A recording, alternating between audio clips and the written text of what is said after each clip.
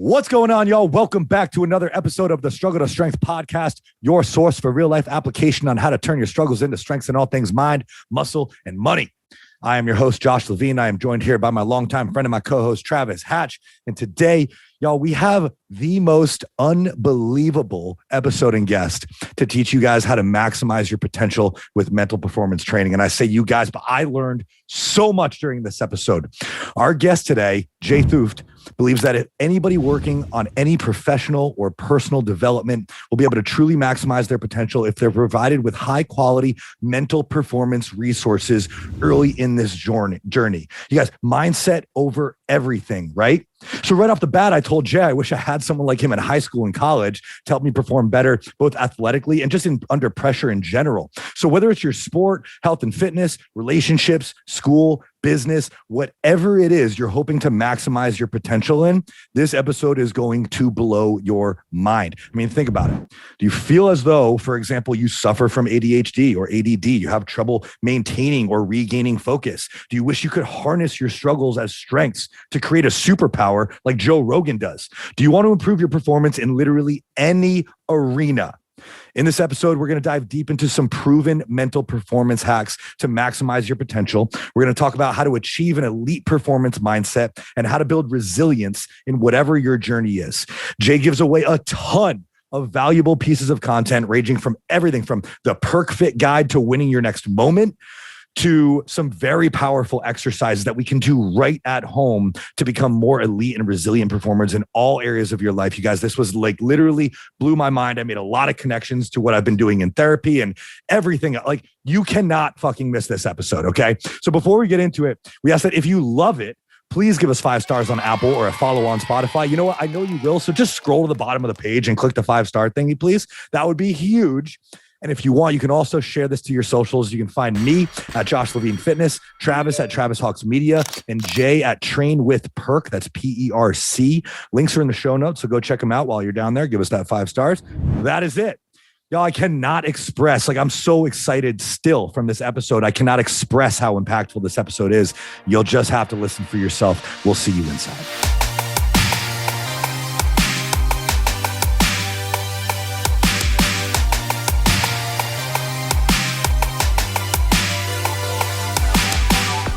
So yeah, I'm really excited to dive into it. And that guide that you have on your website, that's a really good exercise. Yeah, good. I'm glad you got some value from it. Yeah, I mean, that's up there for everybody. It's meant to help. I mean, basically I built that thing as if, and it's happened so many times, as if an athlete comes into my office on a Tuesday and they're like, hey, Coach Jay, I got this thing on like Monday. What are things that I can do, over the weekend to help? Right. And obviously, if I had a shot in the butt to give everybody to make them more confident or to make them mentally perform better, I'd be on a private island. There'd be somebody far more attractive than myself sitting here talking to you about all this stuff. But that free guide is essentially 3 things that I think anybody can do to instantly just kind of overnight, start to move themselves towards at least a better place, going into some of those big moments when we face stress, pressure, adversity, all that good stuff. Mm-hmm. I didn't get a chance to check it out. So what's on that guide? Now I'm super interested. Yeah. Cool exercise. Yeah. I mean, Josh, why don't you walk them through it? What do you say? It's a cool exercise. So essentially, first of all, if you go to Jay's website, trainwithperk.com, and there's a free download there. And so basically you grab that free download. I already lost it. It looks like it's somewhere in my downloads here, but essentially it's an exercise where you'll go through and there's 3 different exercises to help you become more confident, help you overcome some of your negative, your limiting beliefs.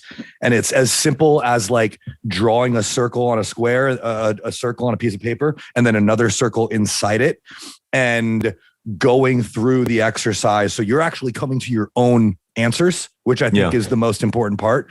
And I've always thought this way about whether it's hacking like limiting beliefs in somebody, or if it's even in therapy, which I'm a huge proponent of. It always works better when you answer it yourself. And I think that your exercise did a very good job of getting us there. Yeah, essentially it's a couple of self-aware. I mean, the mechanism that underpins all of that is really just awareness, right? And I think that's probably one of the biggest things that I've certainly seen the athletes that I work with, whether it's, the Olympic athletes that I worked with some time ago, or the pros that I have now, or, specifically the the developing athletes that I have now is it's pretty remarkable how few of those athletes have like a very deep understanding of, for example, one of the exercises is, what does it actually look like for you to be at your best? What does that look like mentally and physically, and really kind of deep diving at a really intimate level? How would you describe your mental state? How would you describe your physical state? And a mental state is really made up of two things. It's how your mind feels. That's what we're all usually pretty aware of, right? I feel confident. I feel, good. I feel optimistic. I feel positive. Certainly all that has a role in it. But also, if we think about the brain as a tool, as something that we need to actually leverage to be able to get our mind to do the things that we need to be able to do. The second part of a mental state is, what is your mind actually doing? Like from an operating system standpoint. So for example, where is your focus being placed, right? How in depth is your concentration? How are you handling distractions with what efficiency? How do you respond to certain situations? And it's a really, really important place to start, because I think I get a lot of athletes that come to me that, I'm struggling with confidence. I'm struggling with being able to focus. I really have a hard time dealing with pressure. And they're always focused on, this is what I'm struggling with. Well, the place that I start with them is to say, well, let's take a step back and let's try and understand, what does it actually look like for you to be performing at a high level? And I think anybody can use, that exercise is designed for, younger developing athletes, but I think anybody in any craft, in any industry, we all have a mental state that we're able to operate from when we're absolutely at our best. And we need to have a really deep understanding of what that place looks like, because it's from there that we can really, pull out that high performance that we're looking for consistently. Mm-hmm. I think it's really valuable. I think that, even in my own past, I've definitely noticed that there are times where I've buckled under pressure, and it had definitely happened more than I would like. It's like, there's a lot of pressure on you, game-winning shot at the end of the game, and everything's on you. That's a lot of pressure. You need to be able to handle that. And what I've always thought was interesting, and as you're talking through this, I was thinking this exact thing, is like, I think I know that I am good in a lot of high pressure situations. Not all high pressure situations. For example, I'm really good at taking tests. I'm very good at taking tests. But that same level of pressure in a different avenue may prove to be a little challenging for me. And I've always been curious about that. Yeah, I love talking about pressure. What are the areas you feel like you struggle with pressure? Struggle with pressure would be like a very high, I don't know if high, that's not the right word. For example, if there is an accident, somebody gets hurt. Sure. Being able to identify what to do first, who to address first, and keep the order of the steps that I'm supposed to take in my brain. Yeah. In that really high pressure situation can be challenging. And I think a lot of people may agree with that. A lot of people may freeze in that situation. It's always like the superhero in the TV show that doesn't freeze and shows up in Superman pose and has everything cool, calm, and collected. But that's something that I've thought of, because it's definitely happened in the past. Yeah, I think it's really important to be able to discern the difference between stress and pressure. Right. Because stress is a response to pressure, but pressure isn't necessarily stress. Right. So let's kind of tease that out a little bit. So I think you spoke to a little bit about like test taking versus like an accident. Okay. Well, an accident, when somebody's in that situation, that's just going to trigger just a fundamental stress response. When we think about pressure, and we all feel pressure, and it's really important to understand where it comes from. Pressure is intimately tied to identity. Okay. And so let's unpack that for a second. So a person's identity, your identity, Josh, and your identity, Travis, is really made up of two things. A, how you see your value to the world, and B, how you feel as though the world around you values you. So for example, what is kind of the obviously your podcast host, kind of what's the high pressure situation that you've kind of been in, whether it's a speaking engagement or a business phone call, or have you had one of those moments kind of come up recently?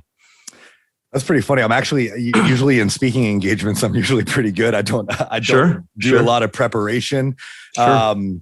But in the current circumstances, as far as it pertains to my business, I think that there can be some high pressure situations in my business in terms of some of the things that I run in order to grow. Right now, we're doing kind of like a fitness challenge that we're running. And I think when these things come up, you're right. It's stress, and it makes me kind of run a little bit high, and my heart rate continues to get a little bit elevated. And it can be difficult for me to think clearly. And I find myself inside, in speaking with my therapist, we talk about like the window of opportunity. If you're familiar with polyvagal theory, I find myself in many different circumstances, knowing when I'm in my window of what's it called? The window of tolerance. That's what it is. And then I rise into that hyper aroused state. Decision making starts to slow, I start thinking less logically, more emotionally. And I'm always trying to identify when I'm outside of my window to bring myself back in so I can make good decisions. I can be a more effective human. So I do find it in some cases in my work when I'm under stress. And I think that's a good point too, because I think a lot of people, they sense, and a lot of the athletes that I work with, especially the younger ones, and maybe the ones that are trying to break into either the pro ranks or the college ranks or even at the higher level, I think it's really important to understand that pressure in and of itself is not a bad thing. Pressure, what it really is, it's a sign that you're doing something that's meaningful and impactful in your life. Because again, if pressure is closely tied to identity, and identity is, for me, how I see my value to the world, as well as how do I perceive the world around me values me. The phenomenon known as psychological pressure occurs when we feel as though we're in a situation where, based on the outcome of that situation, it creates this threat to that worth that we feel. Okay. So let's take, so I have just got off the phone with a 16-year-old gymnast. Okay. And she's, at that level where she's about to break into, she needs to get to this place. And then she's basically a lock for a Division I scholarship.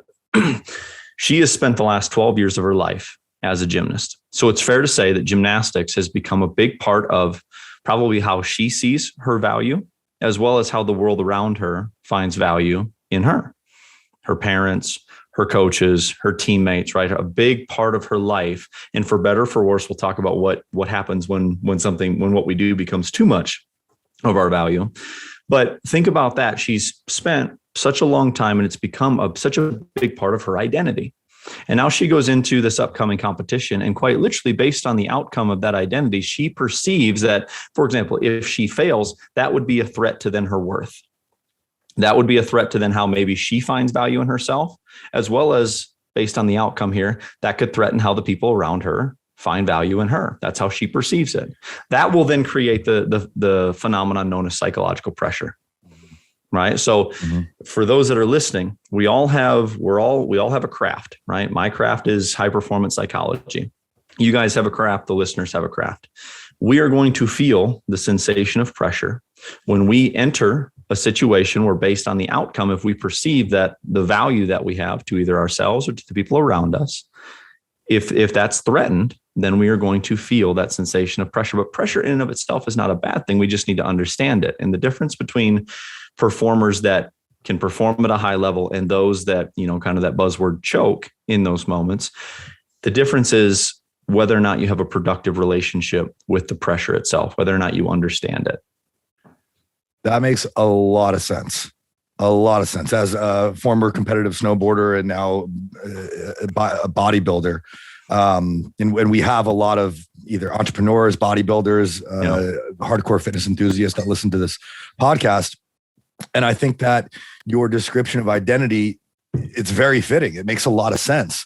I think it's easy to get caught up in, back in my competitive snowboarding days, I was a snowboarder. I was a snowboarding guy. When I didn't compete well, that was a threat to my identity. It made me less of a snowboarder guy.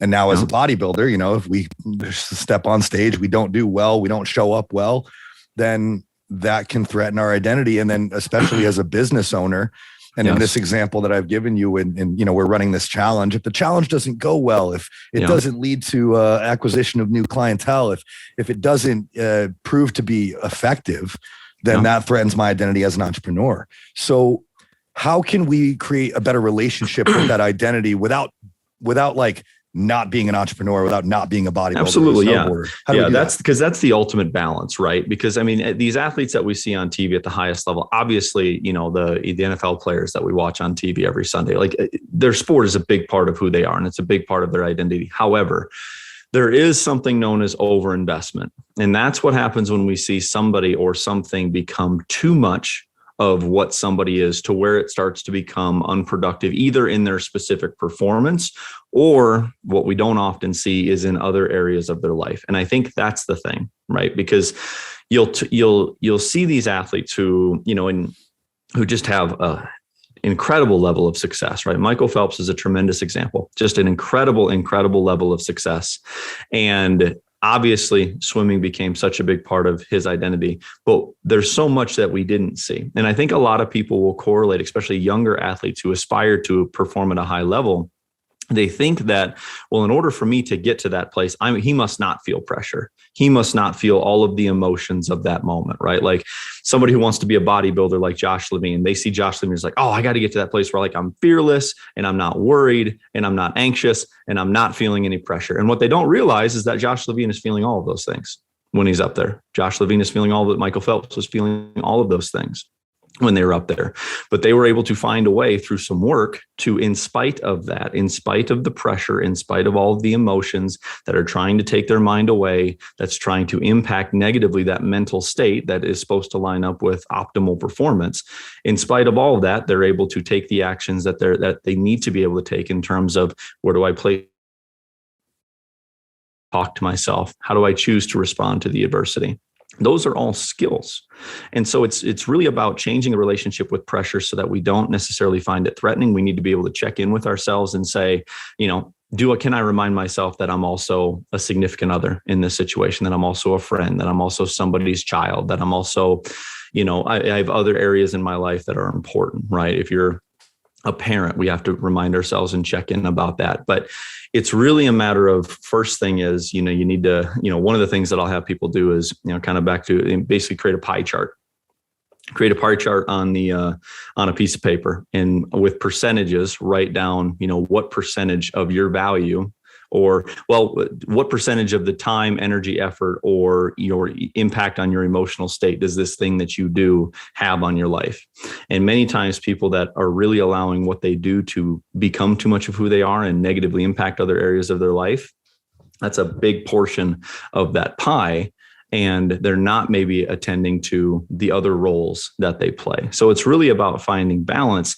And just because you find balance, that doesn't mean that you care any less about what you do. It's just a matter of, you need to be able to recognize and understand that if this thing becomes too much of who I am, that's really going to be unproductive, both maybe not in my performance, but also in the rest of my life. And then you circle that back to Michael Phelps and you watch that Weight of Gold documentary.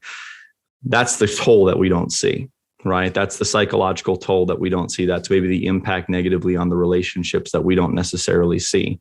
So I think it's a little bit of a myth when people aspire to be these athletes and they say, well, I must not have to feel emotion, or I must not, feel pressure in order to perform at that level. And that's just not the case at all. In fact, that's a really unhealthy and unproductive way of viewing our emotions and viewing stress itself.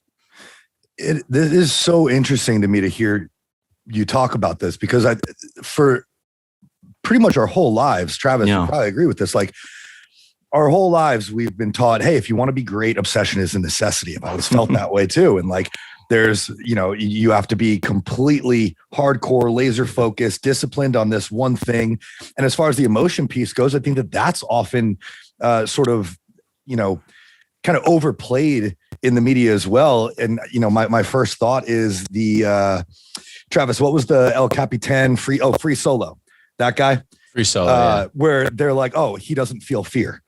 And so it plays into this idea that like these people who excel in these areas don't feel the emotion that everybody else would, but it's not that they don't feel it. They've just learned how to work through it, and probably in a combination of both exercise outside of that area of expertise and actually competing in that area of expertise. Yeah. Well, and also like the guy in Free Solo, for instance, I don't know how much this is the reason or if it's, something else and it caused that. But like when they did studies on his brain, they found the area of his brain that experienced fear to be like way smaller than a normal person. Yeah, there was that. So you do see like that as an example, but what about the other like 7 billion people who have normal brains? Like they have to live happy and productive lives. So, you know what I'm saying? Like there's going to be the random, what is it? Like Spider-Man gets bit by a spider and becomes a superhero. Once in a while, there's going to be someone who's like, that radioactive material turns them into a superhero. But most people, it's probably going to kill them and give them radiation poisoning. You know what I mean? I don't know if that's kind of a weird analogy, but like, if you're like a normal, I totally relate to this because I think when I started doing like real estate investing as like I got super interested in that. That's a thing that I was able to become successful at. That honestly helped my business so much because it took a lot of pressure off of the like, well, I'm a videographer, I'm an entrepreneur. Like that's what I do. Like this has to be successful. There's honestly like a huge kind of like subconscious thought of mine where it's like, I don't like if I fail, I still have this a whole other thing that I do that I really like. I love that you said that because, and not to cut you off here, but it's to really drive this point home. You said, once I put some focus into becoming a real estate investor, it took some of the pressure off of my business. You could literally substitute the pressure off of with it.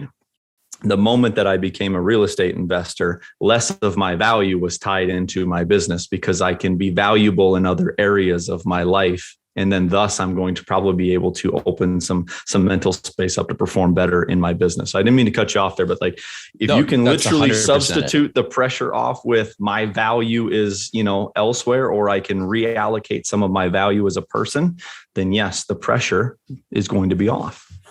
It seems so counterintuitive too, because you're like, hey, I want to get better at this one thing.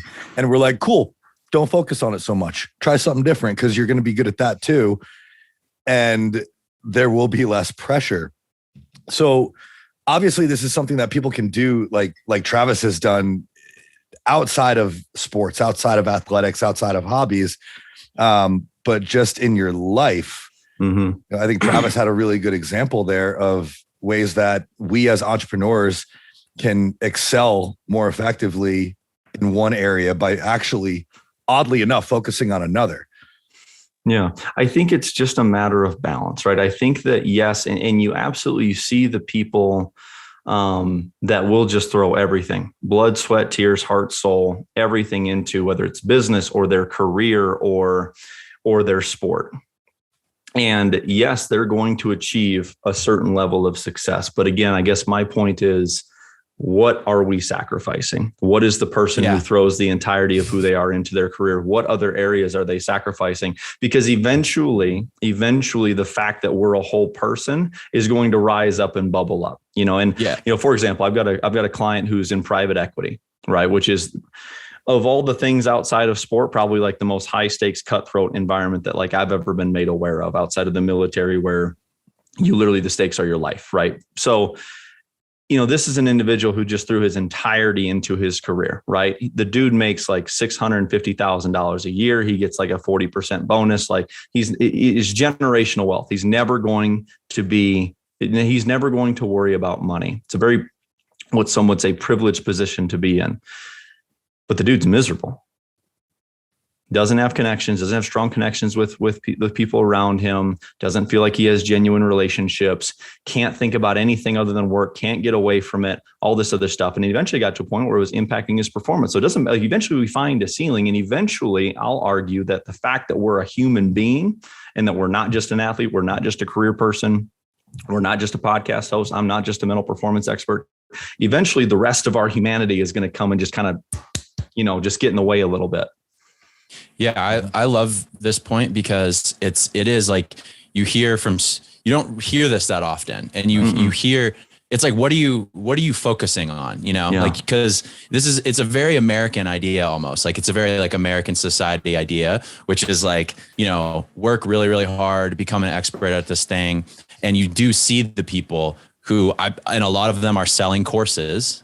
you know, that you have to think about that. They're selling books and courses, but you do see the people who are like, look, this is how I did it. And that's why I'm so successful. And you don't see that the rate of deaths of despair or heart disease at an early age, that like a lot of those people are going to, like, it's just a reality of it. If you're, you know, if that's all you do and that's all you are, and like the pressure of that over, 40 years, like, I'd love to see statistics, but I guarantee that those people are probably having a lot of like health issues.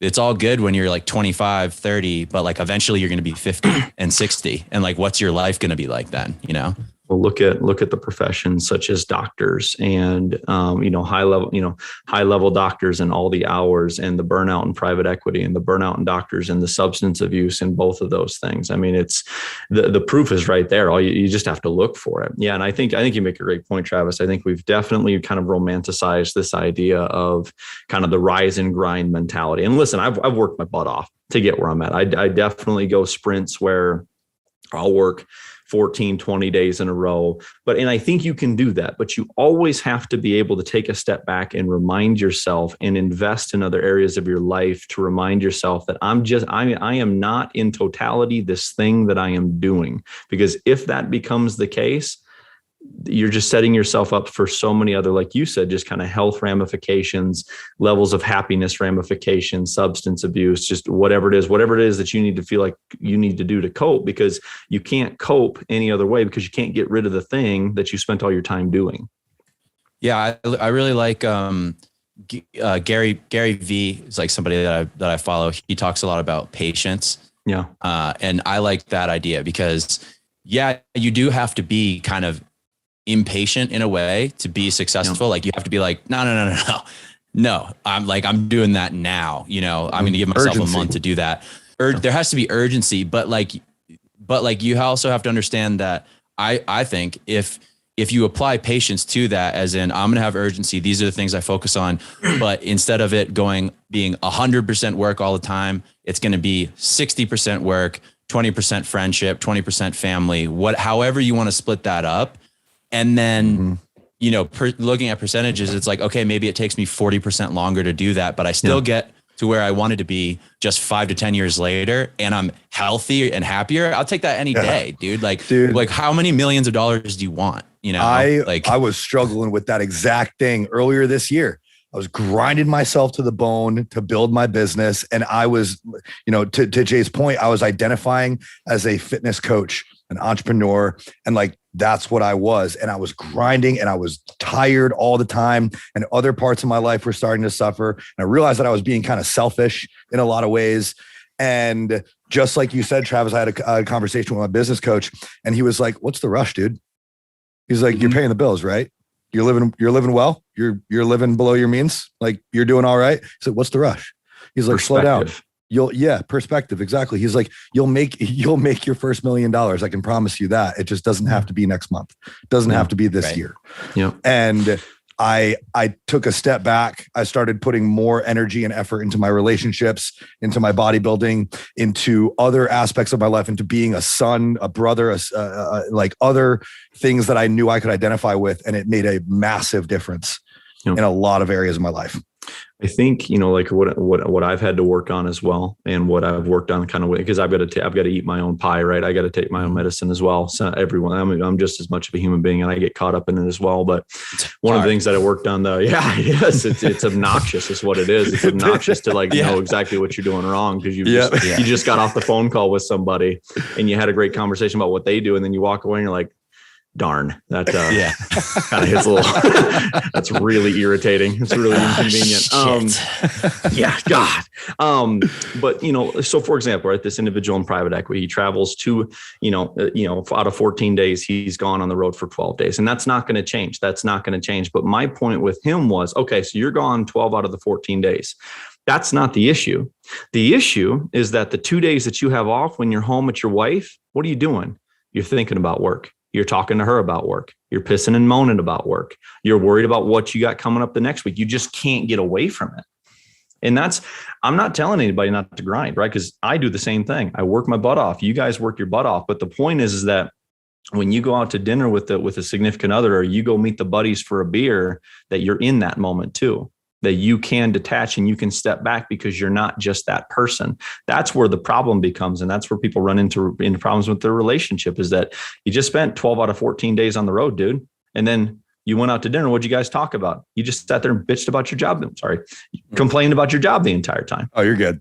Yeah. I didn't know. Yeah, that hits. Cause you know what I mean? I think a lot of people struggle with that. I have as well. I've been trying very hard this past year or two one, I'm on this entire journey of self-discovery and trying to be more present. And I realized that, and your point actually kind of flipped a switch a little bit, where I think I understand things now from a different level, is like the word identity and perspective, I think, can be very closely attached to one another, or not perspective, presence. So when I'm doing something, I want to be present in that moment. And like you're talking about, your client who is, hardcore workaholic, grinding all the time, he can be that at work. He can identify as a workaholic at work, right? He can identify as that person in that position. But once he gets home to his wife, he needs to be a husband. So he needs to, and I think that for me, that makes a lot more sense of when whatever I am doing to help me be present, I need to identify a little bit more with what I'm doing now and a little bit less with my work, for example.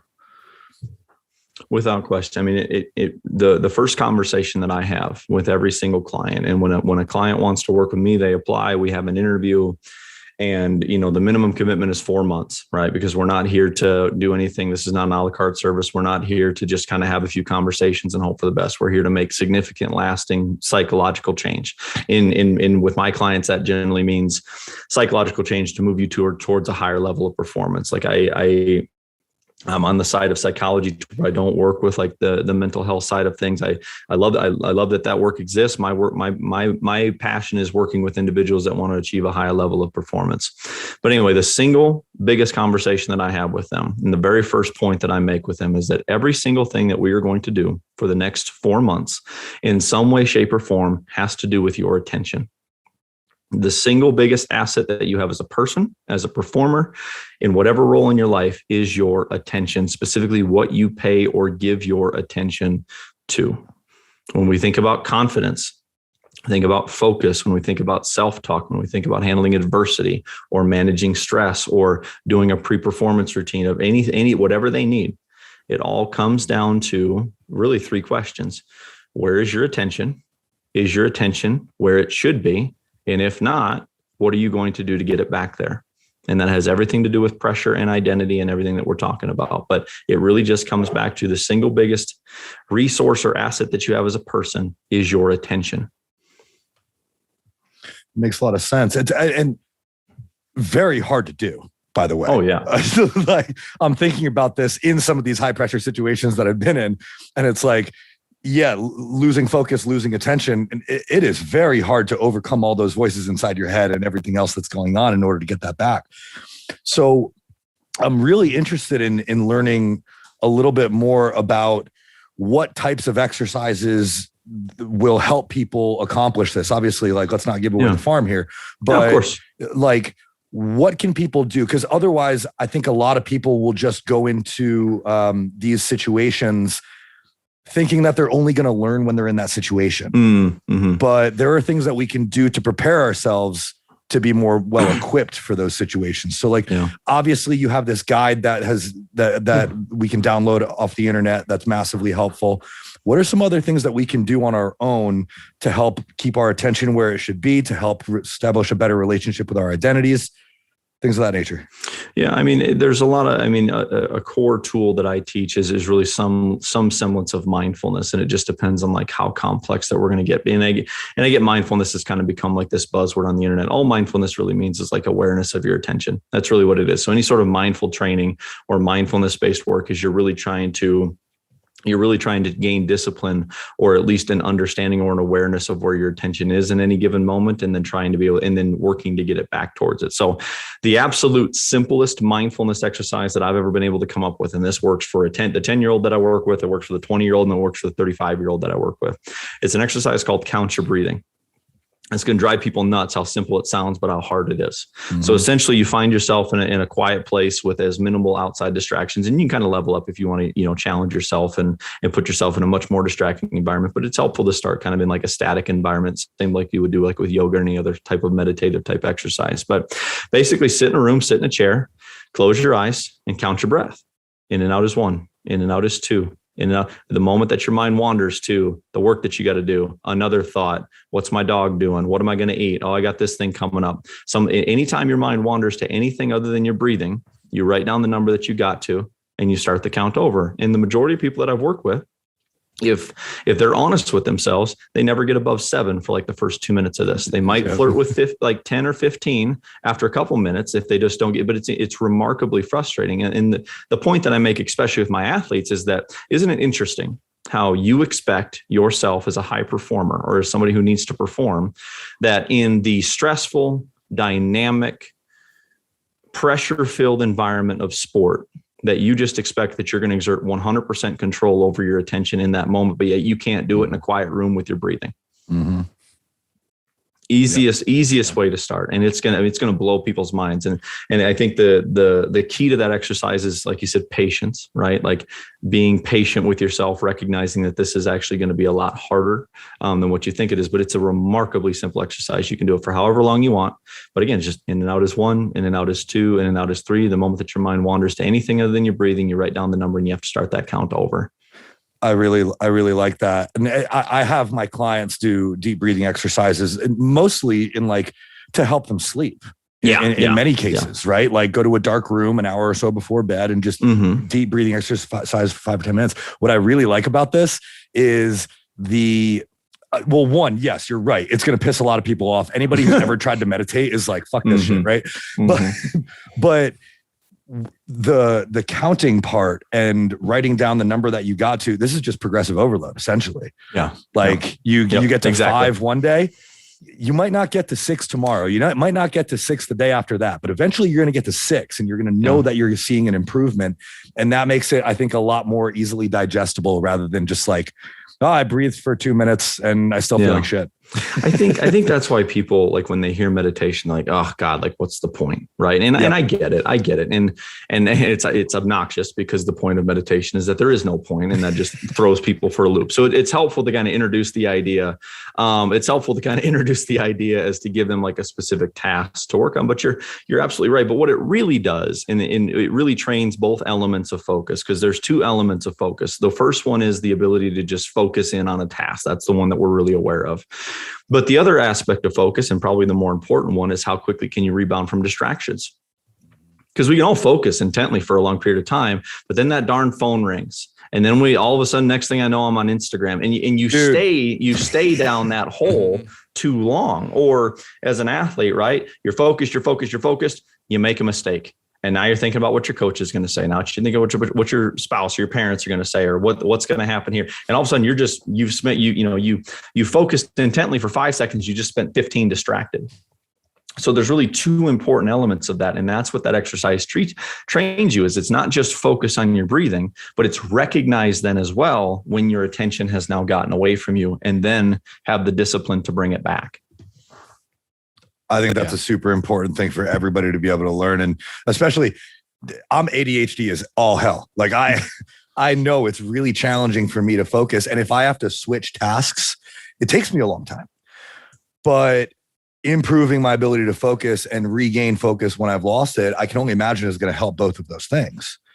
Especially in high pressure situations. I think people have some misconceptions about the ADHD brain, because people only focus on the aspect of the brain that gets distracted. But yet there's been several athletes, thousands of athletes that have had ADHD, and I work with them that continue to have really successful career. The ADHD mind, and this is something that we looked at when I was down at the Olympic Training Center, is really a mind of extremes, which means that yes, you can also have extreme distraction, but if you train yourself and you place enough importance on it, you can also lock in on a level that some people can't quite get to. So I think we forget about that ADHD does not mean, well, I can't focus. It means that you really struggle with extreme distraction.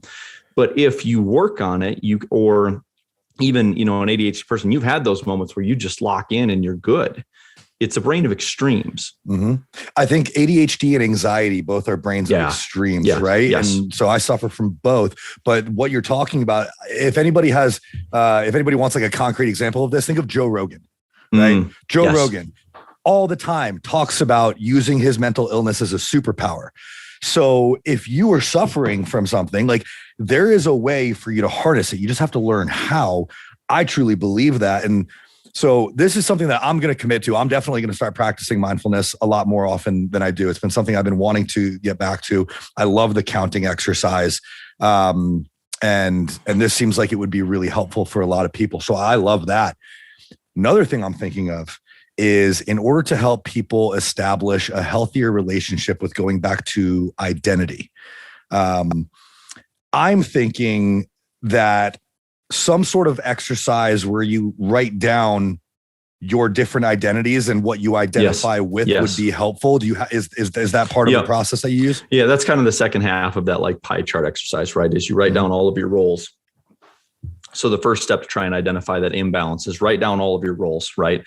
And then basically try and identify like a percentage of how much of each of these roles determines my mood or gets my focus or determines like my happiness level. Like if you're really honest with yourself, and there's obviously a deeper exercise there. And generally the people that are over invested in something, they realize that they actually don't pay a ton of attention to the people around them or to their children or to their parents or to their spouse, right? Or it's driving, or, you know, how much of each of these roles is driving you, even your unhappiness, right? That sort of thing. And then the idea is to take that circle, draw a new circle, and then in an optimal world, what would that pie chart look like in terms of basically importance, right? What would that look like? And then from there, what are the specific actions? And I'm very action oriented, like person centered, like that's my style. I think everything comes down to, regardless of what we feel, regardless of how hard it is, regardless of the, of the pressure that we feel, the stress that we're facing, the adversity, what actions do we take? Right. And then it's really a matter of, can you, either if it's with somebody like myself or just with yourself, what actions can I take more to exist more in the productive, optimal circle than the one where what I do just controls every aspect of who I am, my mood, my thought process, my level of happiness or unhappiness, all that stuff. Mm-hmm. That's powerful. I really like these exercises. This is something that I think, if you're listening to this, I feel like this is something that you should do. It's definitely going to be helpful in a lot of different ways.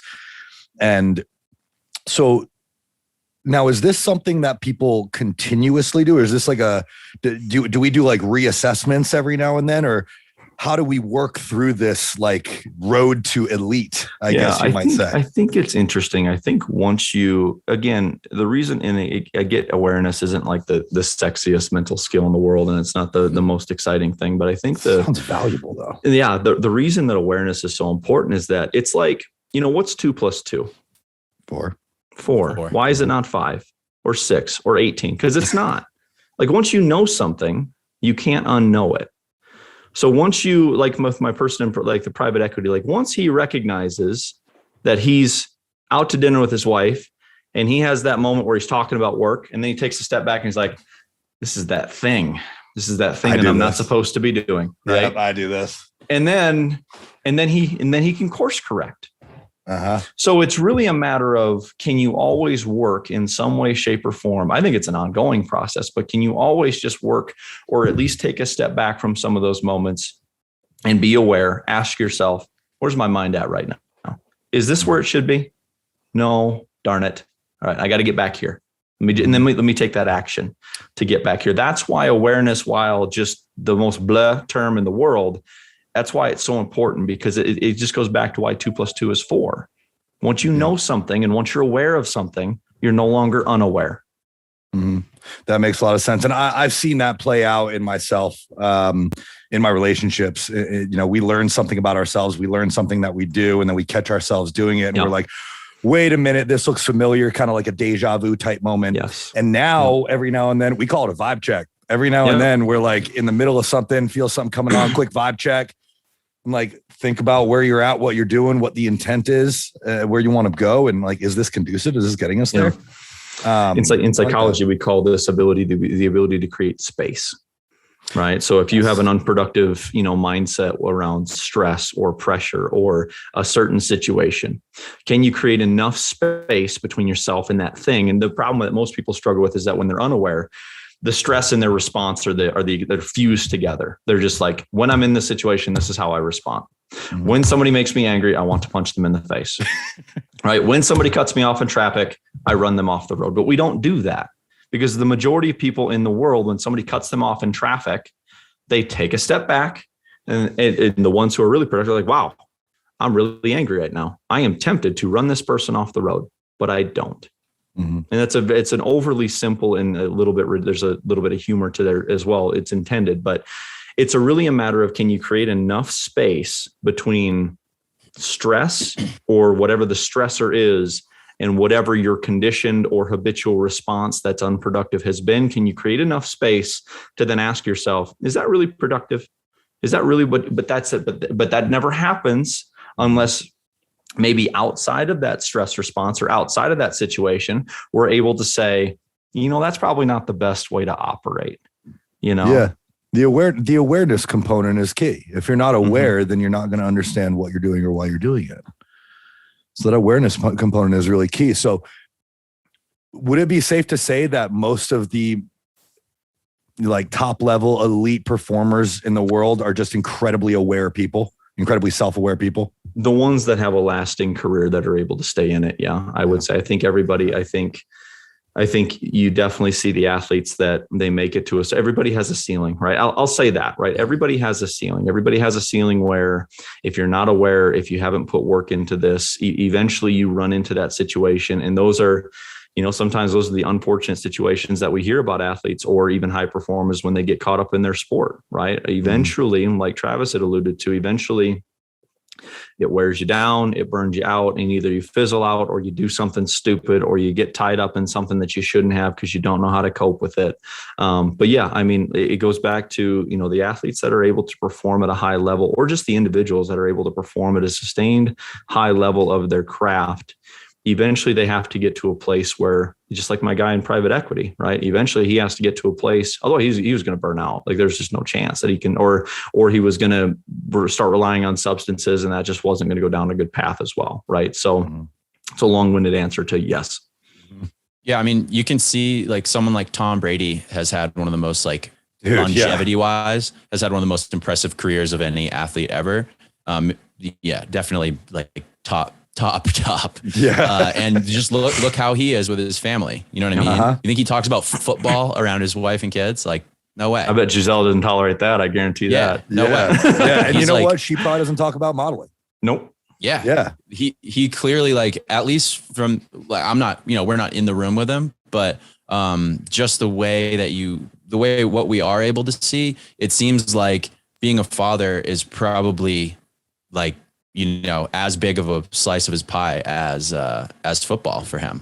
I'm sure, he's got all the awards and all of that stuff, but he definitely has a really good relationship with unplugging and taking losses and stuff like that. It's just just another day in the office. And that doesn't mean that he cares about what he does any less, because it's clear that he cares a lot about what he does. He just also cares a lot about other things too. Mm-hmm. Yeah. Yep. Yeah. No, that's a great point. I love that. So we've got a couple really good exercises here that we can kind of take and run with. And obviously this is all directed towards helping us become more elite performers.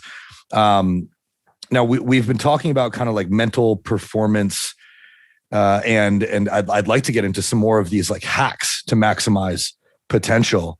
Now, when we're going into these high pressure situations, we've done our training. We're comfortable with our identity. We've practiced our ability to bring our awareness and refocus back to what we're doing if we do lose focus. What are some things that really help these athletes in that moment outside of this original training? What are some additional hacks that we can use that you see work effectively? One of the things that I'll do is with athletes is, I define mental performance, or even sports psychology, which is the official field that I'm in. It's not meant for the easy games or the games where like everything goes well. So one of the things that I'll do is I'll create like a performance readiness plan, like for my athletes based on like some of the things that they struggle with. So a sport that I work quite a bit with is hockey, specifically hockey goalies. And we have a plan for, we have a plan for what happens if they call it puck luck, right? Like if puck takes a bad bounce and somehow sneaks in, or the D-man in front of you, or, the other team just kind of runs you out of the net or whatever it is. Like some of these are just really, really challenging situations. What's your plan in that moment? What's the plan for when things go wrong? No different than like in any other like high performance domain, the military, they kind of got it from them, right? It's like a QRF plan, like a quick reaction force or quick reaction plan. It's very, very similar for athletes. But I think Josh, the real point here is what you do on the front end definitely matters. And then it's really a matter of once you get into the game or get into that performance, allowing yourself to, where's your attention going to be placed at? And then, some people call it a flow state. Some people call it being in the zone. All that really means is like how much of your attention is being placed on the thing that it needs to be placed on. And do you have a plan for when things are going to go wrong? Things are going to go really, really wrong. I think that's really important. And then it's just a matter of in that moment, like you ask, are you going to make the decision? Right? Because I do all this work with athletes, right? All this work with athletes, how we train them, how we prepare them, how we build out this mental skill set, how we build out this mindset for optimal performance, how they go through their preparation plan. We can prepare them for in those moments, but then it really becomes a matter of in that situation, are you going to hold yourself accountable? And I think that's really important. I think it's important to be able to have that conversation. I think that's something that, I don't want to have like this generation conversation, but I do think that especially with like younger athletes, I think there can be a struggle with accountability, and really just kind of being accountable to ourselves. And you had referenced one of the exercises in that guide about the circle inside of a circle. And that's really a controllables exercise. Yeah. Right. Have them write down all the stuff that's like outside of their control. And then what's in their control. And for many athletes and many people, adults are just as guilty of it as like my high school or college age athletes is. Many times we allow, or we perceive that like we're the grand puppet masters over like everything that we do. And I have athletes that operate as if they're the grand puppet master of, I can completely control, what the other team does or what the ref does or whatever. And they can't. And they really get, and their attention goes to all these things that they can't control. And one of the, I think Justin Sua is probably the first person that I heard, kind of say this. He's the mental performance guy for the Tampa Bay Race. He speaks to, if you focus on the things that are outside of your control, now all of a sudden those things outside of your control, they start to control you. And that's really the test of somebody like in that moment, right? Like, are you going to allow the ref's decision or the other team or how they're being, are you going to allow them to control you, or are you going to hold yourself accountable to the only thing in this situation that's in your control? And that's yourself and the decisions that you make and how you choose to respond. I think that actually doing the exercise and writing those things down helps so much more than anybody would imagine. Because we think about this all the time, and I'm not a super religious person, but like serenity prayer was taught to me at a younger age, and accept the things that you can control, can't control, change the things you can, and know the difference. And so we can say that to ourselves. Control your controllables is what I tell my clients. Oh yeah. But like writing it down, makes it real. And I think makes it a lot easier to understand that like, okay, here are the things I can control. Just focus on that. Just focus on that. And when shit goes wrong, because inevitably it will in life, I think that I have this, I ask this question to a lot of my clients and a lot of people in our groups about whether or not you love to win or hate to lose more. And I used to hate losing. I was a terrible loser until I realized a little bit later than I'd like that we have to have to lose, and you're only a loser if you don't learn from it. So I developed a lot more resilience once I changed my mindset around loss. And I know that resilience building is something that every high performer is going to need to be able to do. So control your controllables. Sure. Do the exercises, write things down. When shit goes south, how do we build off of that? Yeah, I think, I think anybody that listening to this can, let's say you have a bad day, right? And you're just tired or you're drained or you just like take a step back and do that exercise. Because again, to bring this back to awareness, it doesn't do any good to, like say control the controllables, yada, yada, yada. All you can insert as many buzzwords as you want into an equation, but if you can't catch yourself doing it in the moment, does it really matter? Right? Like you can talk about mindset and you can talk about control the controllables, but if you can't do it in the moment when it matters, it's irrelevant.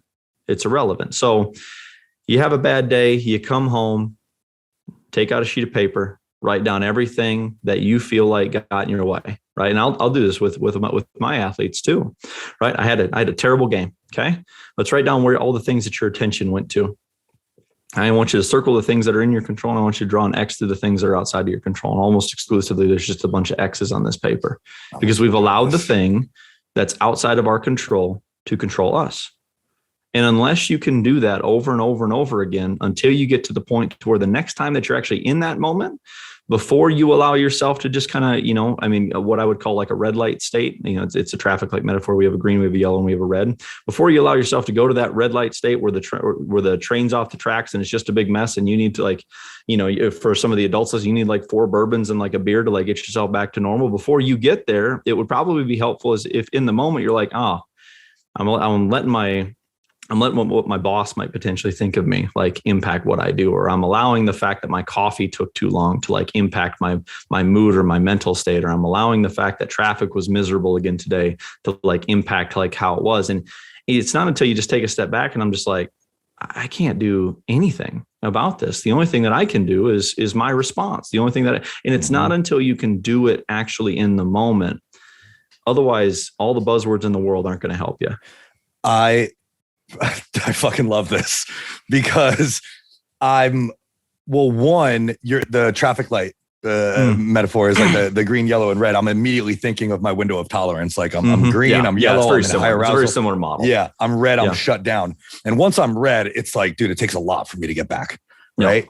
But dude, I'm thinking of like, I should do this all the time.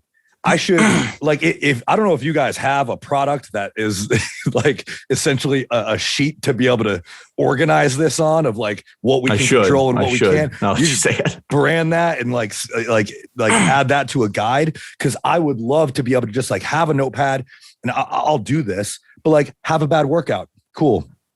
Write down everything that you can control. Yeah, why'd you have a bad workout? Exactly.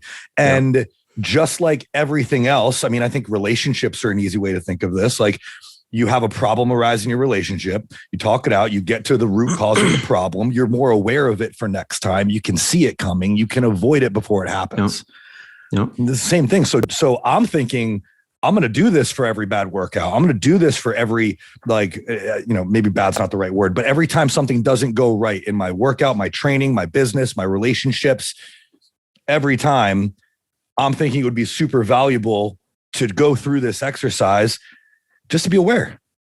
And I'll even bring it back to you because I know you were vulnerable enough to share the anxiety piece of things, right? Mm-hmm. This can easily be, and listen, I'm not in mental health. I'm in resilience, which I think I'd like to be on the proactive side of mental health. But I think that think about you as somebody who maybe struggles at times with anxiety. Right. So now we're not even talking about things that have happened to you. We're talking about things that may or may not come to pass that certainly aren't in your control, but yet you're allowing those thoughts and those potential scenarios to control you in this moment. And there's no guarantee that those things are even going to happen. And that by definition is anxiety. Mm-hmm. Anxiety is really the fear of potential distress in the future, right? It's the fear of future distress. And it's really a powerful thing to be able to say, well, even if that does happen, that's not in my control. Or take a step back and say, all right, let's do this. I'd like to do it with my athletes. You kind of doubt the doubt, or you challenge the fear, right? Or you play out that worst case scenario. Okay. Let's say this thing that I'm anxious about, my wife is really, really good at doing this, right? She's far more successful and way out of my league but she runs a company. She runs a company. It's like a $12 million company. There's stress every single day. And I'll see her actively do this, right? Like she's an incredibly high performer. I'll see her actively do this, right? Like call won't get scheduled, call ran long, this is going wrong, this is going wrong. And then you'll see it, right? She'll literally verbalize, like, but you know what? This is what we're going to do. This is what I got to do. And the rest of it is what it is. And you'll see her get anxious too, right? Like, oh, what if this doesn't come to pass? But you know what? We'll figure it out when we get there. There's a little bit of stoicism, and we certainly don't have time to go down this rabbit hole, but I love Stoic principles, the principles of stoicism, which is really, you hear a lot of great sport coaches like kind of reference stoicism. Stoicism is really this mentality of whatever's going to be is going to be, and I'll figure it out because I'm capable enough to figure it out when I get there. That's really stoicism in a nutshell. Is you've got all this future stuff, you've got these anxious thoughts about the future. I think a lot of people would really help a lot of anxiety and in the anxiousness if they were really to read some Stoic philosophy, adopt some of those Stoic principles, do some of those exercises to say, okay, let's say these 4 or 5 things that you're worried about do come to pass. What actions are you going to take to move yourself to a better position? And then you realize that all of a sudden these anxious thoughts or these fears or these worries or these emotions, they don't really have that much control over us because, all right, let's say it happens. Here's what I'm going to do about it anyway. Mm-hmm. That's highly impactful. I really appreciate you sharing that because like you said, I'm very open about my mental health struggles. Yeah. And I think that it's helpful for a lot of other people to know that, one, they're not alone. Two, there's all of these great resources to be able to improve upon them. But I like the Stoic train of thought because, and Travis and I, we say this all the time. It's like, it's going to be fine. Like no matter what happens, it's going to be fine. And we know that. We can still know that. And I can still feel a little bit of anxiety, but at least I know when I'm 1,000% confident that it's going to be fine. Yeah. So I think like, even instead of like, all right, if this happens, I'm going to be fine. I would substitute that with even if that happens, I'm capable. Mm-hmm. If this thing that I'm so afraid of happens, I'm capable of figuring that out. I've done it before. I like that. That's a good little, like, let's make very it like an simple action reframe thing, right? Because I think one of the things that we talk about or that we get tied up in with emotions is that when we feel an emotion, we feel like we have to change it, right? Yes. If I feel anxious, I feel like I need to get rid of the anxiety. No. You just need to make sure that the anxiety doesn't control your action, right? And this applies to any emotion. You get angry, frustrated, discouraged, fearful, worried, doubt, whatever it is. You're allowed to feel how you feel. Josh is allowed to be anxious. But Josh isn't allowed to allow that anxiety to impact the actions that he takes. And as long as he holds himself accountable to that, eventually he's going to realize that the anxiety doesn't have as much control over him as he's afraid that it might. I think that this is something, and what you just touched on is something that I literally just learned this year, that, when we're feeling emotions, like you said, it doesn't mean we have to get rid of them. We can be friends with all of these things. I'm becoming friends with my anxiety. When we get angry, like everything's trying to tell us something. And like we touched on earlier on in the conversation, like all of these things can be harnessed as superpowers if we understand them better. But the better we understand them, the more aware we are of them, to touch back on the awareness piece, the better we are that we are able to use them as superpowers. We're going to become more elite. That's the direction that we should be headed in, is to be able to understand, be aware. Yes. Every single emotion is trying to create a specific reality, right? The anxiety, the fear, and the worry, it's trying to convince you of a reality that may or may not come to pass. The question is, are you going to choose to believe it? And you can answer that question, whether or not you choose to believe it based on the actions that you take. Right. It really comes back to what actions do you choose to take, either that are emotionally driven, right, or that are value driven. So, a quick little example here: emotionally driven action, right? Baseball player strikes out, gets frustrated, snaps the baseball bat over his knee, right? Emotionally or value driven action, right? Parent gets mad at young child, right? Gets really, really frustrated, and they take a step back. They go for a walk. Take a value-driven action, right? It's just whether or not we allow our emotions or how we feel to impact what we do.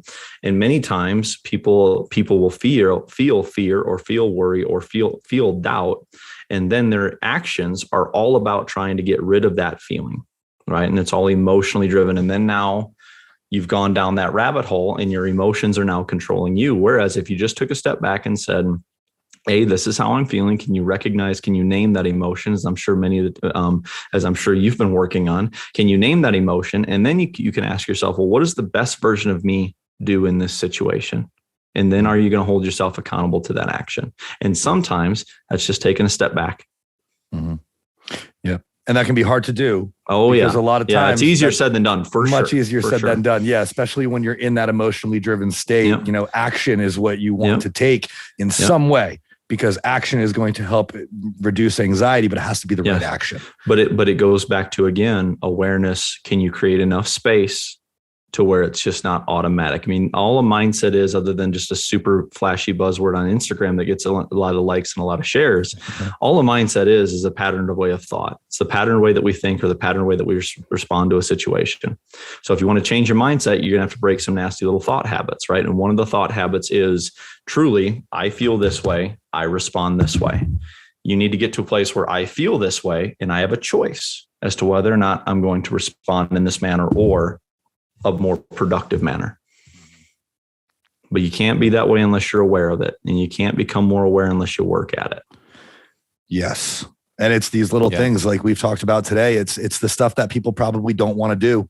No. That makes all the difference. But, in achieving any significant level of greatness, I think that it is often assumed that there are very big pieces that create greatness, when in reality, it's a lot of very small things done time and time again. Yeah. And that adds up to greatness. Nobody gets in the best shape of their life in a month because they took a couple shortcuts. It's very small mindfulness, it's sleep, it's digestion, it's training, it's nutrition. It's all these little tiny things. You ever read the book on Mastery? What is George it? Leonard, Mastery by Leonard. No. George Leonard. It's a fantastic read. It'd be something for you and your community to definitely check out. It's basically the how we've heard the 10,000 hour rule, that sort of thing, but it's really kind of the process to become a master at like any one thing, right? So if, for example, anybody goes out and picks up the game of golf, right? From where you are to maybe after your first couple lessons, you're going to have a big spike in growth in being able to get better. But after a year, after 2 years, after 10 years, the spikes are much smaller, and the plateaus and how long you kind of sit on that plateau. So it's not a linear curve. It's a series of steps, and the steps get smaller and the plateaus get longer. And basically his point in the book is to truly become a master at something. You have to start to love the plateaus more than you love the spikes of the growth. Is basically the premise. So I kind of spoiled the book for you. I know. I love that. I think of as a bodybuilder powerlifter, I think of Hafthor Bjornsson, who trained an entire year to add 1 pound to his deadlift to break his own world. 1 pound. 1 pound. 1 freaking pound. Think about how long pro golfers, or how long eventually, Tiger Woods, when he was at his peak, how long it took him to shave off a half a stroke. Yeah. It is insane. And how much of a percentage gain that is too. I don't know what he was deadlifting, but 1 pound on my deadlift is a lot higher of a percent than 1 pound onto his deadlift. Than 1,033 pounds. Yeah. He went from talking about a fraction of a percent. Yeah. Yeah. Absurd. Yeah. 0.01%. And the only way that you do that is if you fall in love with the chase of that 1 pound, not the getting of the pound, because the getting is momentarily, the chase is eventually perpetual, Yeah. Man, this has been powerful. This hour, to be honest, I just looked down to see that it was an hour. This hour flew by. Yeah, I did. Man. Yeah, this was phenomenal. We'll probably have to do a part 2 because I have a lot more questions. I think we could go on for a lot longer. And I'd like to keep in touch with you, keep in close touch with you. Guys. Absolutely. It was a pleasure. As someone who wants to continuously improve my performance. So thank you so much, man. Thank you. It was an absolute pleasure, guys. I appreciate that. Now, before we let you go, I know our listeners are going to want to learn more about you. You are right up their alley. So I want to give you a chance to give yourself the plug. Where can people learn more about you? Where can they find you? Everything. Easiest place. It's all in one spot. Train with PERC. PERC is PERC. So I'm sure you'll have it in the show notes. It's trainwithperk.com. There's a lot more resources. I've got a YouTube channel that's more on kind of the developing athlete side, but you can kind of reach out to me. There's a contact page, just kind of get a hold of me that way. But there's a lot of stuff over there. There'll be more stuff over there. I'm taking a little bit of a sabbatical here this month to get back after it again, after the new year, but train with PERC. PERC is PERC.com. There you go. So you'll find that free guide over there too. Awesome. I love it. Yeah, everybody, I highly recommend you go check out that free guide. go to that website. We'll put the link in the show notes. It's a free download. And then you'll have access to everything that Jay has to offer. But man, I really appreciate it. It's been a super valuable episode for me. So I hope that it is for all the listeners. So to everybody who's tuned in to this episode of the Struggle to Strength podcast, we appreciate you all. We will see you next week.